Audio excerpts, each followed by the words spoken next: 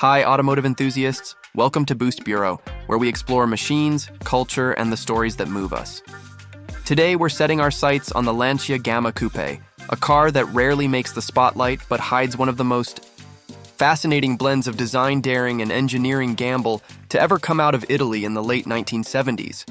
This video is going to take you deep into the life of that machine, how it came to be, what it represented in its time, and why it holds such an unusual place for enthusiasts in the United States who can finally access it decades later under import rules.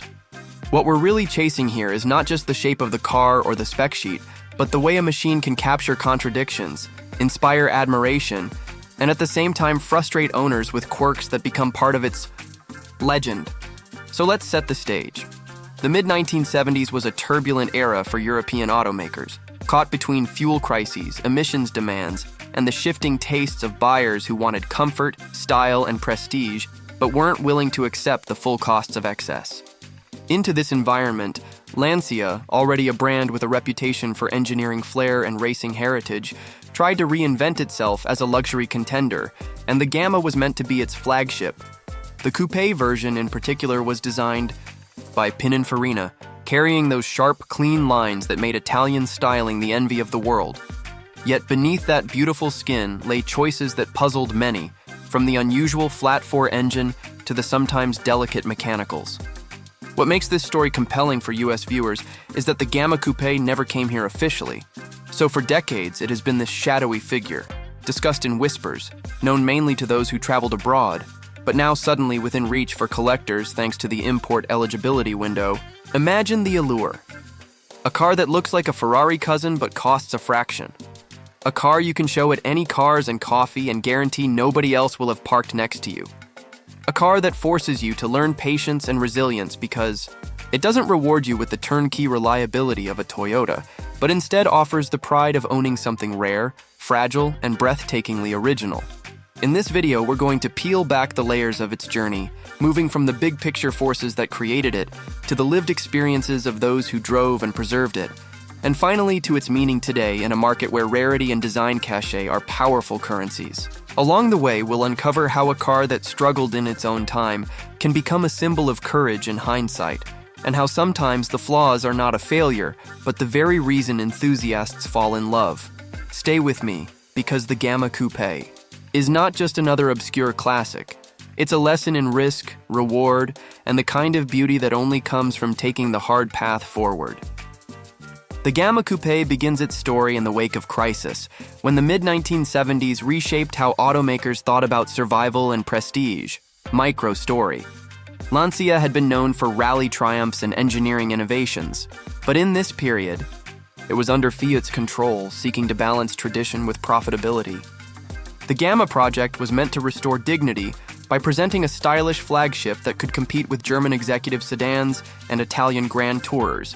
Yet instead of leaning on proven six-cylinder or V8 engines, the brand took a daring route, placing a large flat-four under the hood, hoping the unusual design would set it apart. It was a gamble wrapped in Pininfarina beauty, a combination that promised exclusivity, but also carried risks nobody could fully see at the time. Micro story.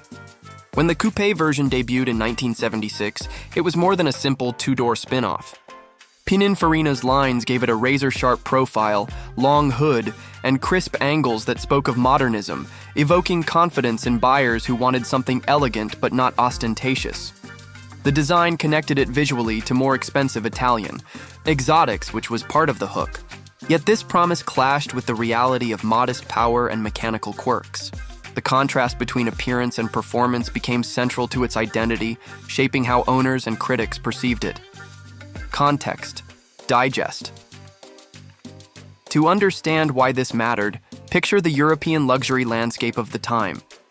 Mercedes-Benz dominated the executive sedan space with solid reliability. BMW was rising as the driver's choice. Jaguar still offered a whiff of old-world glamour, and Citroën had just stunned the world with futuristic design but financial collapse. In that environment, the Gamma Coupé had to stand out while navigating a market that was increasingly skeptical of fragile or eccentric engineering. It was a car designed to make a statement, yet also designed at a time when making statements was dangerous for a struggling brand. Micro story. Owners in Italy and a few other European countries discovered quickly that the Gamma had character that demanded attention. The steering was light and sharp, the seating low and stylish, and the cabin atmosphere made you feel like you were in something special. But the car also developed a reputation for timing belt tensioner failures and weak support systems, creating anxiety for long trips. To drive one was to balance love and frustration, a cycle that became its hallmark. Reflection bridge. Every car tells two stories, the one its designers intended and the one owners lived with after the showroom glow wore off. Context. Digest. Fiat's ownership of Lancia during this period cannot be ignored because it shaped every decision. Resources were limited, costs needed to be controlled, and yet the mandate was to create something that looked like a luxury flagship. The decision to use a flat-4 engine was partly to avoid tax penalties in certain markets and partly to preserve a sense of engineering uniqueness. But it meant sacrificing the effortless torque and smoothness buyers associated with rivals. The clash between ambition and compromise was baked into the DNA of the Gamma from day one. Micro story. Journalists who reviewed the Gamma Coupé were torn. Some praised its ride quality and elegance, noting how it soaked up highways with grace, while others criticized the underwhelming power delivery and finicky mechanics. One could sense that the press wanted to celebrate the car, given its beauty and pedigree, but couldn't ignore the nagging reality that owning one required either devotion or tolerance for setbacks. This duality is part of why the Gamma became a cult figure rather than a mainstream success. Micro story. In European cities, the Gamma Coupé often served as the statement car for architects, designers, and professionals who wanted something distinct from the expected Mercedes or BMW. It was less about raw performance and more about projecting taste, intellect, and individuality. Parked outside a studio in Milan or a cafe in Paris, it whispered sophistication in a way that numbers on a spec sheet never could. Reflection. Bridge. The irony is that the very qualities that limited its success then are the ones that make it compelling to enthusiasts now. Context digest. The US never officially received the Gamma Coupé, but that absence created mystique. Enthusiasts heard of it through magazines, travel stories, or rare gray imports, and in a market obsessed with V8 power and straightforward reliability, the idea of a stylish Italian coupé powered by a flat 4 sounded both strange and exotic. Now, decades later, the 25-year import rule has transformed that mystique into opportunity, as cars once considered too fragile or too obscure can be owned legally and cherished as conversation pieces. Micro story. Collectors who have recently brought Gamma Coupés stateside tell stories of bewildered onlookers at shows. The badge is unfamiliar, the design evokes Ferrari memories, yet the questions always come. What is it? Why have I never seen one? How did it end up here? That sense of discovery is powerful, because in a sea of familiar classics, the Gamma offers a fresh narrative, an invitation to share knowledge rather than flaunt status. Micro story. The car also became a canvas for enthusiasts who value design purity over outright performance. Some treat it as a sculptural object, keeping it polished and pristine, while others embrace the challenge of making it more usable with careful upgrades. In either case, the relationship is not casual. It requires commitment, which deepens the bond between machine and owner. Micro story. By the early 1980s, the Gamma Coupé had established its reputation as both a beautiful oddball and a maintenance puzzle, and Lancia itself was moving into a period dominated by front-wheel drive rally legends. The Coupé faded quietly, never building the following of an Integrale or a Fulvia, but leaving behind a design legacy that still turns heads today. For US audiences, this quiet fade only makes its reappearance more surprising. The stage is set, because to truly grasp the Gamma's enduring appeal, we need to look beyond its launch and early struggles into the deeper cultural meaning it accumulated as time marched forward. As the years advanced, the Gamma Coupé shifted from being a contemporary contender to a curiosity, and with that change, its meaning evolved. Micro story. In the 1980s, when German luxury sedans and coupes were climbing in prestige, the Gamma felt increasingly out of step. It lacked the brute confidence of a Mercedes SEC or the sporting fire of a BMW 6 Series. Yet for those who chose it, that difference was the attraction. Owning one was a conscious act of rejecting convention, a way of saying that style and individuality outweighed mainstream approval, a message that resonated especially with creative professionals who measured success in ideas rather than horsepower. Micro story. By the 1990s, most Gamma Coupés had either disappeared from roads or settled into the hands of enthusiasts who were willing to keep them alive despite scarce parts and tricky mechanics. In Italy, small specialist shops became lifelines, keeping these cars running against the odds.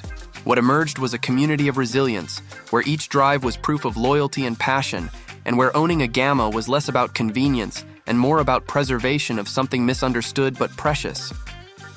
Context digest. This pattern is familiar in automotive culture. Cars that fail in the marketplace sometimes thrive as cult icons because they give their owners a sense of insider knowledge and shared struggle. What mainstream buyers reject, enthusiasts later embrace, and the Gamma Coupé is a textbook example of that cycle. Its value was not financial, but cultural, woven into the stories owners told and the bonds they formed with each other. Micro story. A fascinating aspect of this car's story is its design connection. Because Pininfarina styled it, the Gamma Coupé could be seen parked beside Ferraris or Alfa Romeos and still look like it belonged. This design lineage gave it credibility in aesthetic circles even when its mechanical reputation faltered. In the US today, that connection is what catches eyes first. People recognize the silhouette as Italian artistry, even if they can't. Name the badge. Micro story. The flat 4 engine, controversial at launch, became another piece of lore. It wasn't powerful in absolute terms, but it gave the car a unique character, a sound and feel unlike the inline 6s and V8s of its rivals. Enthusiasts began to see it not as a weakness, but as a badge of difference, a mechanical quirk that underscored the car's outsider status. Reflection bridge. Sometimes the very things that limit a car's success in its own time become the reasons it earns affection decades later. Context digest. For US collectors, the Gamma's late arrival through import channels is part of what makes it so attractive. By the time it became legal, the car was already a survivor, carrying with it decades of European history, and that time gap created a sense of discovery. It's one thing to import a Ferrari that everyone already knows, but to bring over a Lancia. Gamma Coupé is to introduce a story most American enthusiasts have never heard, giving the owner a stage to narrate history at every gathering. Micro story. Some American owners recount how challenging it was to find a suitable car abroad. The Gamma's survival rate is low, and those that remain are often in need of careful restoration. The journey of sourcing one, shipping it across the ocean, and then adapting it to life on American roads becomes part of the car's myth. Each step reinforces the idea that this is not a casual collector's piece, but a labor of love. Micro story. On American highways, the Gamma Coupé performs differently than its contemporaries. It is not about raw speed, but about the grace of motion, the low seating, the wide stance, the sense of traveling in a rolling sculpture. It invites conversation at gas stations, admiration from those who recognize Italian design, and curiosity from those who do not. It is a car that turns everyday errands into cultural encounters. Micro story. Enthusiasts often describe the paradox of driving one. The serenity of the interior, the lightness of the steering, the view over the long hood, all of it feels special. Yet in the back of your mind is the awareness that something fragile lies beneath. This tension between bliss and caution defines the ownership experience, and in some ways heightens the sense of connection, because it demands attention rather than indifference. Reflection bridge. To understand why people endure this balance of risk and reward, we need to see how the Gamma Coupé reflects broader themes in automotive identity. Context digest. Cars like the Gamma often appeal to those who see machines as cultural artifacts rather than simple transportation. They collect not just horsepower but stories, and they value the imperfect because it carries the weight of history. In the US, where many classic car scenes are dominated by muscle or mainstream imports, the Gamma provides an alternative narrative, one that connects design, resilience, and outsider appeal. Micro story. In car shows from California to New York, a Gamma Coupé stands as a conversation starter, pulling people in who might never otherwise have looked up Lancia. Each show appearance becomes a small act of cultural translation, introducing audiences to a brand and era they may never have encountered, expanding the vocabulary of what classic cars can be in America. Micro story. The digital age has amplified this rediscovery. Forums, social media groups, and video channels have given Gamma owners a platform to share their triumphs and frustrations, creating a global community where once there were only isolated enthusiasts. This online presence has also influenced market values, slowly lifting the Gamma from obscurity into recognition as a legitimate collectible. Micro story. The narrative arc of the Gamma Coupé is therefore one of reinvention. From an ambitious flagship that struggled in its day, to a fragile oddball preserved by the faithful, to a rare import that now dazzles American audiences with its rarity and elegance. It is a reminder that time can change the meaning of a machine, and that obscurity today can be prestige tomorrow. And so we move deeper, from the realm of survival and rediscovery into the broader significance of what the Gamma Coupé teaches us about the risks of innovation and the rewards of daring to be different. The Gamma Coupé's final chapter is less about its past struggles and more about its lasting lessons, micro story. For modern collectors, choosing to own one is not just about acquiring a rare Italian coupe. It is about aligning with a philosophy of appreciation for design and individuality. In a market where many classics are treated as investments, the Gamma offers something different. A car whose value lies in the courage it represents, the gamble it took, and the conversations it sparks. Every mile driven is a testament to choosing passion over pragmatism. Micro story. Restoration stories highlight this theme vividly. When an owner in the US commits to reviving a Gamma, they enter a long process of sourcing parts from Europe, commissioning specialists, and sometimes fabricating solutions from scratch. The car tests their patience, but the result is not just a functioning machine, it is a piece of rolling history brought back to life against the odds. Those journeys themselves become tales shared within enthusiast circles, amplifying the car's legend. Context digest. In today's classic market, scarcity and narrative often drive desirability more than outright performance.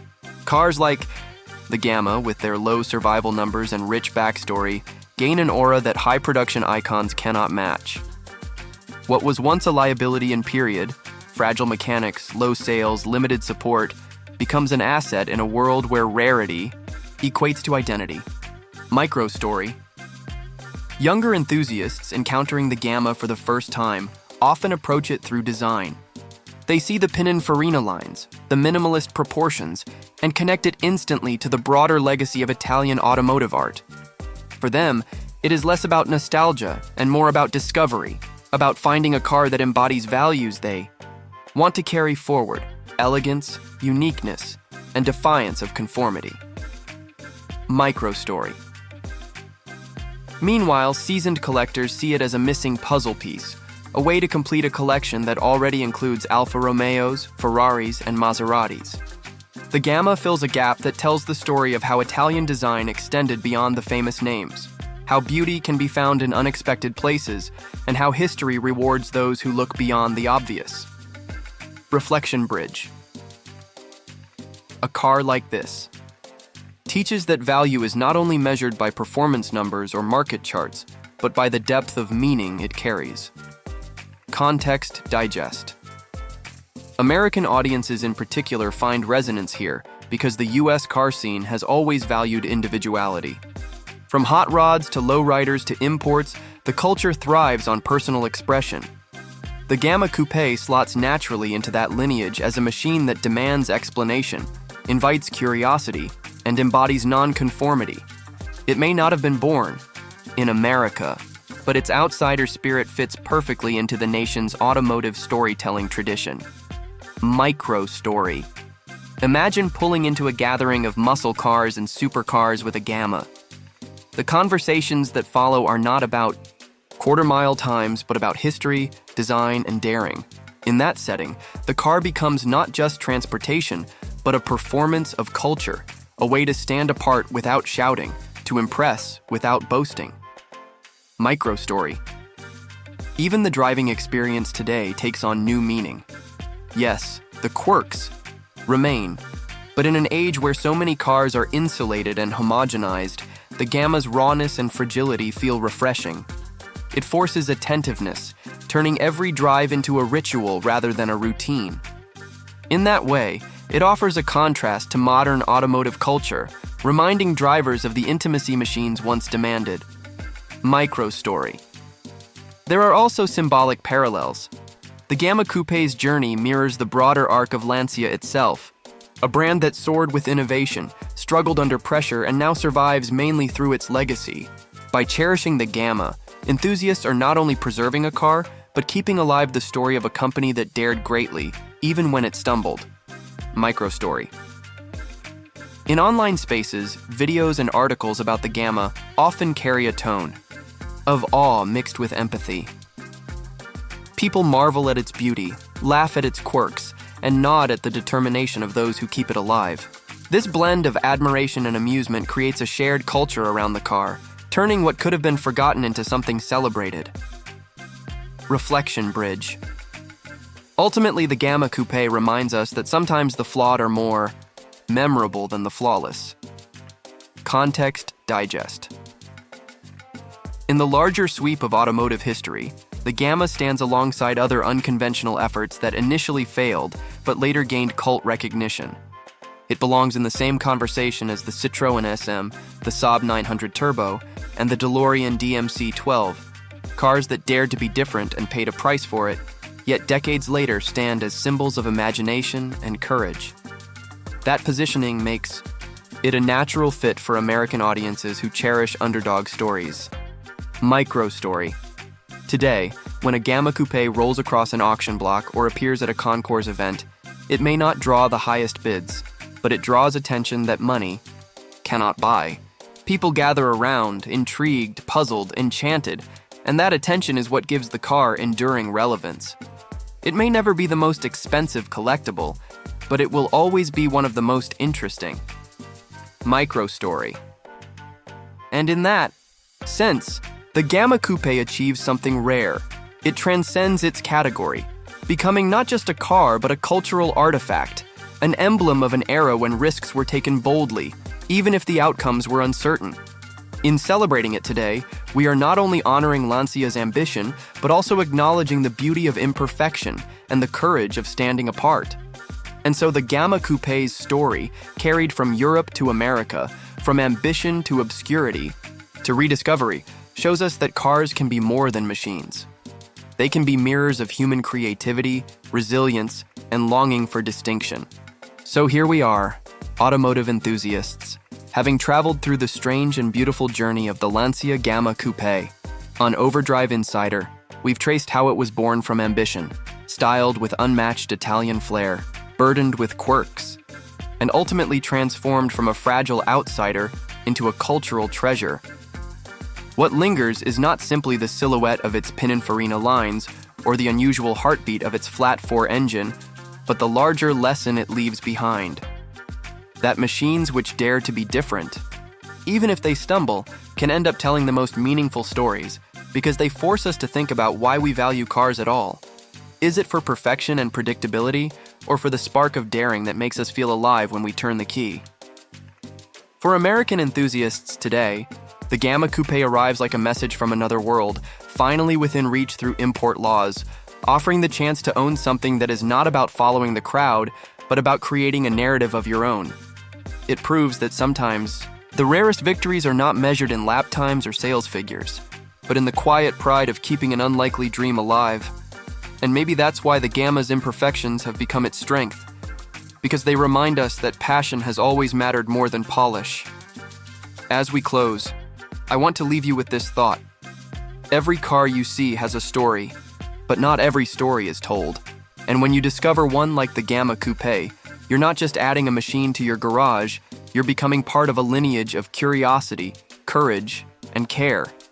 So, thank you for joining me on this journey.